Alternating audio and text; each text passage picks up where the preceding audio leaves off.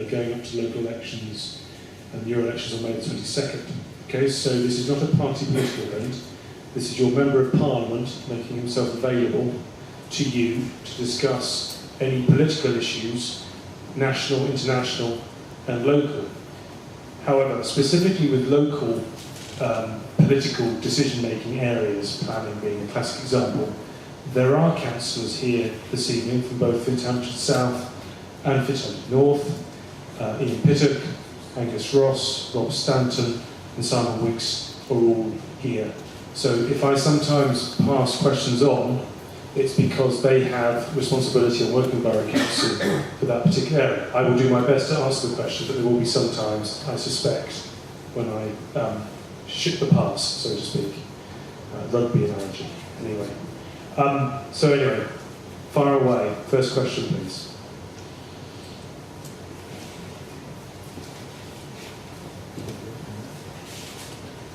My question is this thing that often here in Britain we get these newspaper reports coming and new wonder medicine has been invented.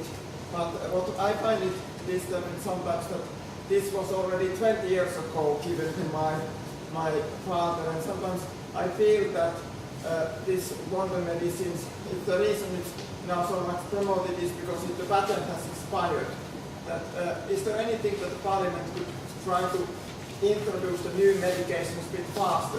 And the second question is that can we do something about this tuberculosis problem, because there are a lot of people with old immunizations and they are festering and filtering and developing very nasty tuberculosis bacteria which cannot be cured. Okay. All right. Can I just use that? Yes. For those of you who don't hear, unfortunately we've only got one microphone, so I will repeat the questions if you've not, just in case you haven't heard. Gentleman was asking about this headline.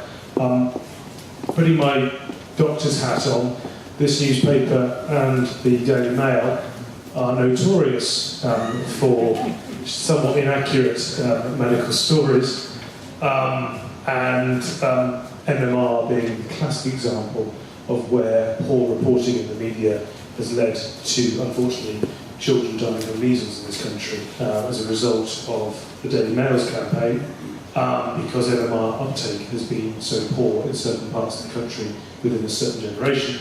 The gentleman has asked me a question about this headline. Statins are a drug that have been around a long time. I suspect there are a number of people in the room. I know my father takes, you do, don't you, statins? So they're quite popular. The gentleman is concerned about why this story was in, and because some of the drugs are coming off patent and becoming generic. There's also been a suggestion that these drugs will be sold over the counter as well. Statins is key to living longer. That's always been the case, really, because they reduce cholesterol and reduce lipids, and that means it reduces your risk of heart disease and cerebrovascular accidents, i.e. strokes. I'm not so sure what on earth that article is about, but anyway. I'm not sure that Parliament has a particular role in dealing with that. I just think that that's just a silly story that I wouldn't take too seriously. The second question about drug-resistant TB. Drug-resistant TB is particularly a problem because in Eastern Europe, further Eastern Europe you go, TB is being treated, has been treated in the past inappropriately. The treatment of TB requires 2, 3, 4 drugs, a regime over 6 to 12 months. It changes, but it's quite difficult to treat. And unfortunately, in the former Soviet Union and the associated countries, their health service is useless, and they've run out of drugs, and they undertreat, and it forms resistant forms of TB. And those resistant forms of TB have been coming into Britain for a number of years. It certainly was an issue when I was a medical student in the 1990s. It's not just TB, syphilis was also a problem as well. The treatment is difficult. In fact, the whole area of drug resistance, antibiotic resistance, is going to become a problem. A colleague of mine, Zach Goldsmith, actually asked a question about antibiotic resistance in P&Qs this week. And that's because of the misuse of antibiotics in battery farm hens, battery farm chicken farming. So you're on an issue that matters a hell of a lot, and infectious disease could come again globally and could kill a lot of people, and we wouldn't be able to do anything about it. Now, in terms of just to go on to the bringing on new drugs, it's actually quite relevant with the Pfizer-AstraZeneca deal that's in the news at the moment. There's concern that the Pfizer taking over AstraZeneca is going to narrow research and development. And so it's an up-to-date issue, this. The role for government, I'm not sure. I think the difficulty is governments getting involved in this type of thing is that we end up picking losers, not winners. And we end up interfering in a way that doesn't necessarily deliver the outcomes we want. There is a problem about the viability in the medium to longer term of these drugs companies. AstraZeneca has already been shedding thousands of jobs. Pfizer's been doing it in the past.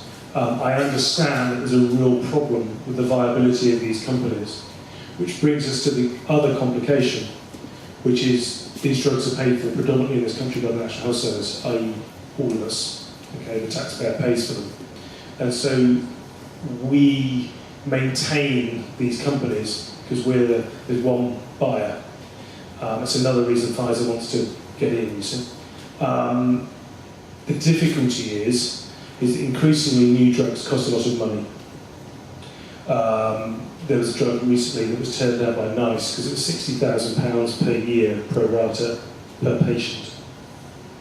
And it was £60,000 for someone to live for 6 months longer. Now, the thing is that what is an appropriate return for a private company on a product that's taken 10 to 15 years to develop? And you have to decide what is an appropriate return and then work out how on earth we're going to pay for it as a society with an ageing society. This is a big issue, sir, and I'm conscious because I've already spoken for long enough on one thing. My position on AstraZeneca and Pfizer, I'm uncomfortable about it because Pfizer has a track record of asset stripping, and I'm uncomfortable about it because Britain's there are three things that create wealth: intellectual capital, human effort, and natural resource. It's a combination of those three things, essentially, if you go right back down to basics. Britain's natural resources, putting shale gas to one side, are doing this.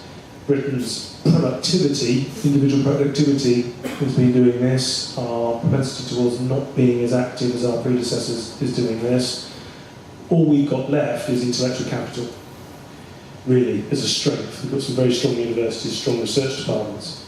And so I'm slightly nervous about us selling that to the world. Because ultimately, what is it going to leave us with in terms of employment opportunities for people? So I'm watching this one.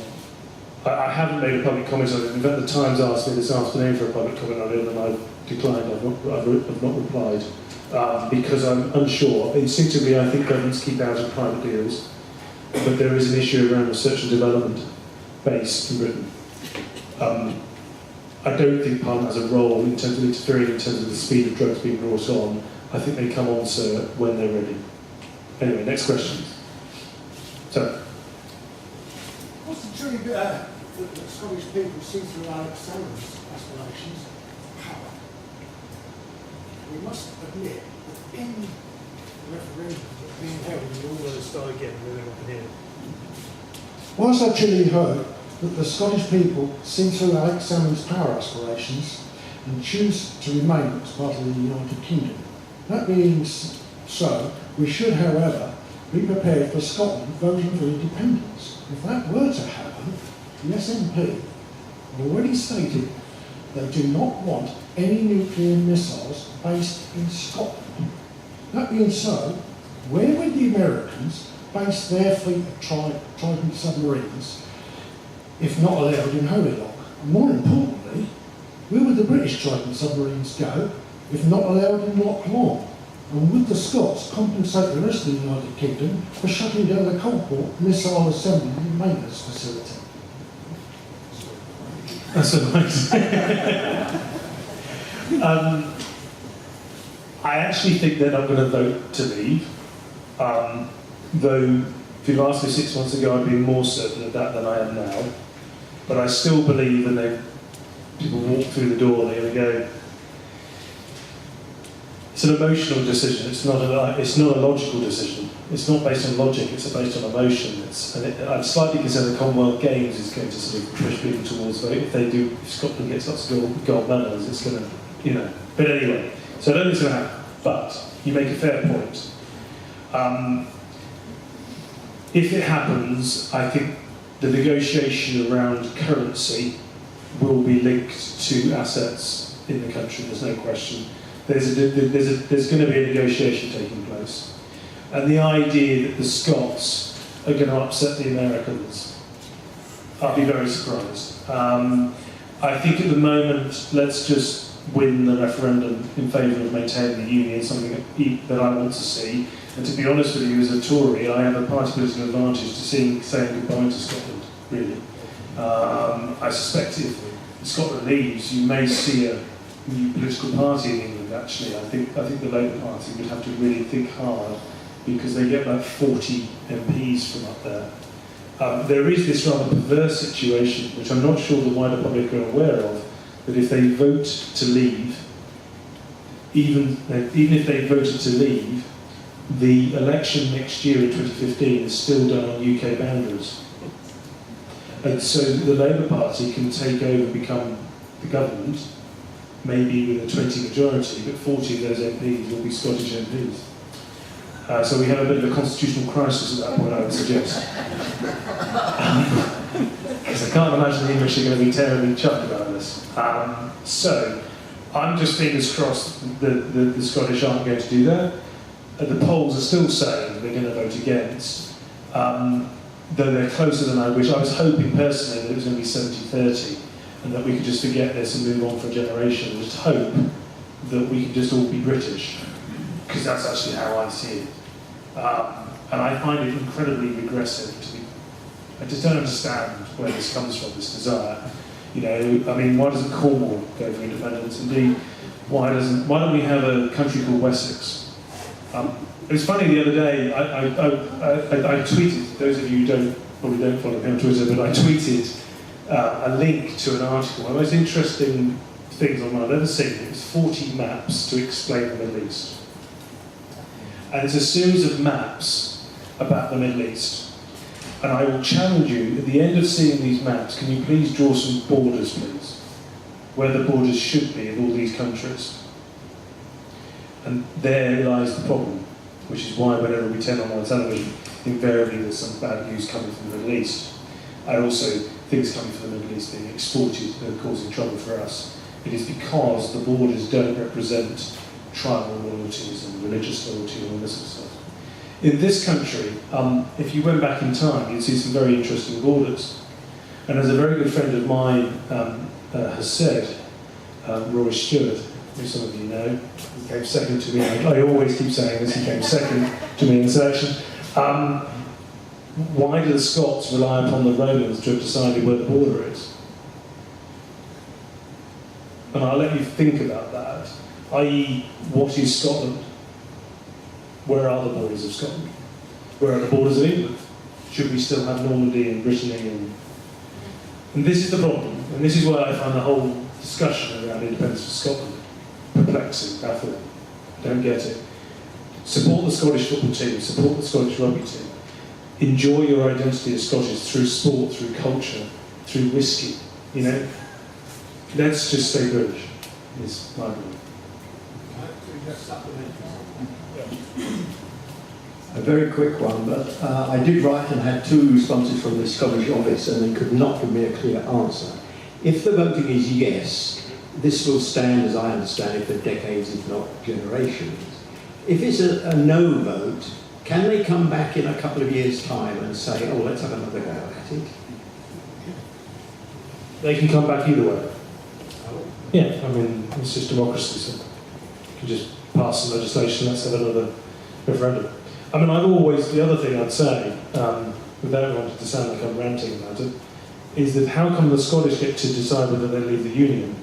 How about the English deciding whether they want to leave the Union? And the Welsh? How come they uniquely get this opportunity? And when I say this, apparently it's because, they're more distinctive, it's a more distinctive country. Well, I'm sorry. I stood in Wales in 2005 as a Conservative candidate in a Welsh valley, my brave man. They feel very passionate about being Welsh, but they're also passionate about the union. You hardly met anybody, really, who discussed wanting a Welsh independence. And so, I guess what I'm saying, sir, is that we all have the right as individual countries to have referenda to leave the union. They're there and they can come and go. My hope is the result is so clear cut, people think we're just not going to go there again. And my fear is now it's probably going to be like 55-45 instead of being 70-30, and that's unfortunate, but that's the answer to the question. Next. Sorry, it's a follow-on to Yes. the Scottish thing. If you are right, it sounds like that we are sleepwalking into devolution. I don't understand what the Conservative Party or the Labour Party is doing to hold this great country together. And your comments, forgive me, I think are more personal, and I wonder what exactly the government Sure. is actually doing to ensure it stays where it is. Just to extend the personal, I wasn't in favour of the Scottish Parliament being formed or indeed the Welsh Assembly.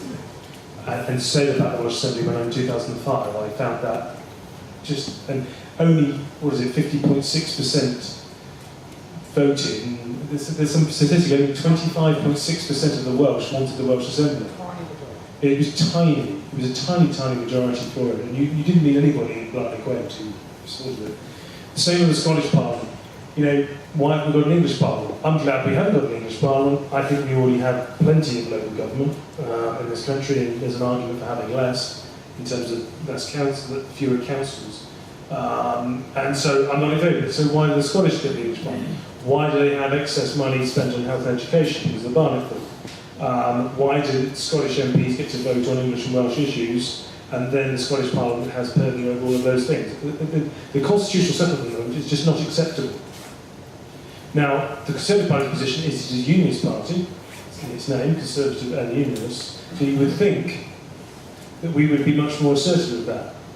I think the decision has been made that we're not too popular north of the border, so therefore we will defer to, Alistair Darling is running the Better Together campaign. Personally, I would be a bit more assertive. It was up to me. I think the Prime Minister should be up there saying, I believe in the Union, and everything should be about being British. I think we're one country, I think we're stronger together, but I think you're right in pointing out that not enough that's not being said enough, and that we're not actually making that case. Our armed forces have regiments, bases all over this country of Britain. The Queen, the institutions of this country are British. The Scottish do have a separate legal system, that's about it, really. Arguably better, yes. Certainly around property, I would agree. But I think you make a fair point about the failure of political parties to talk about the strength of the union, and I'll take that back.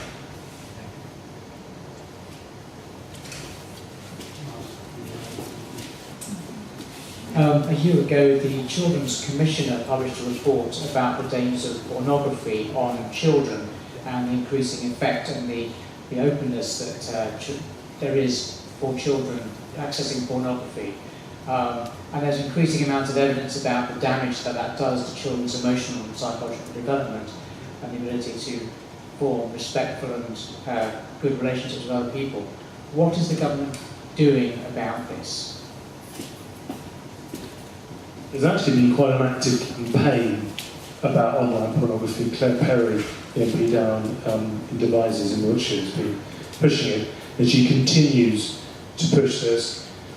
There's a significant responsibility here around companies like Google and the like in terms of access to this information. It's a difficult area though, because I don't know about you, but young people seem to be more IT literate than old people. The younger you get, the cleverer they are about computers and gizmos, and they can get round a hell of a lot of things.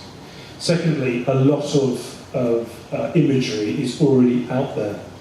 and can be shared between devices. They don't have to go onto the internet to get it.